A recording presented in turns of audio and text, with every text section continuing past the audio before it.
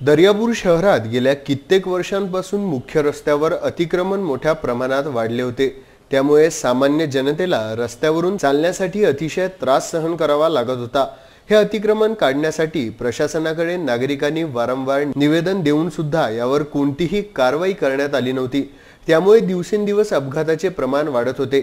अखेर प्रशासनाने जनतेच्या निवेदनाची दखल घेत दिनांक 28 ऑगस्ट रोजी दर्यापूर येथे सार्वजनिक बांधकाम विभाग, नगरपालिका व पोलीस प्रशासनाच्या बंदोबस्तात शहरातील मुख्य रस्त्यावरील असलेली अतिक्रमणे, दुकाने हटविण्याची मोहीम सुरू करण्यात आली आहे।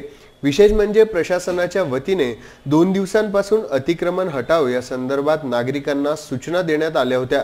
त्या सूचनांच्या आधारे ज्या लोकांनी अतिक्रमण केले आहे अशा लोकांनी 27 ऑगस्ट रोजी आपली दुकाने स्वतःच उचलून घेऊन घरी गेले। त्यामुळे प्रशासनाला अतिक्रमण काढण्यासाठी जास्त अडचण निर्माण झाली नाही। विशेष म्हणजे अतिक्रमण काढत असताना कोणत्याही नागरिकांनी प्रशासनाच्या कारवाईमध्ये अडथळा निर्माण केला नाही। अतिक्रमण काढण्याची सुरुवात बस स्थानक चौकापासून सुरू करण्यात आली। डेपो चौकातील मुख्य रस्त्याच्या बाजूला असलेली नगरपालिकेची नाली ही अतिक्रमण काढल्यानंतर दिसून आली।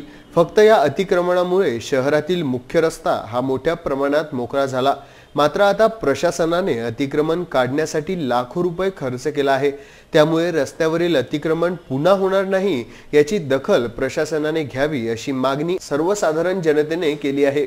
नगरपालिका व सार्वजनिक बांधकाम विभागाच्या वतीने 28 ऑगस्ट पासून शहरातील मुख्य रस्त्यावरील वाढलेल्या अतिक्रमण काढण्यासाठी मोहीम सुरू केली आहे। या मोहिमेमध्ये नगरपालिकेच्या मुख्याधिकारी गीता वंजारीसह पालिकेचे वर्ग 3 व वर्ग 4 चे 50 कर्मचारी, 2 JCB हजर होते। तर सार्वजनिक बांधकाम विभागाचे उपअभियंता यांना भागवत कर यांच्यासह 4 शाखा अभियंता व 8 लेवल उपस्थित होते व पोलीस प्रशासनाच्या वतीने ठाणेदार मुकुंद ठाकरे यांच्यासह 2 पोलीस उपनिरीक्षक, पोलीस शिपाई बंदोबस्तात तैनात होते।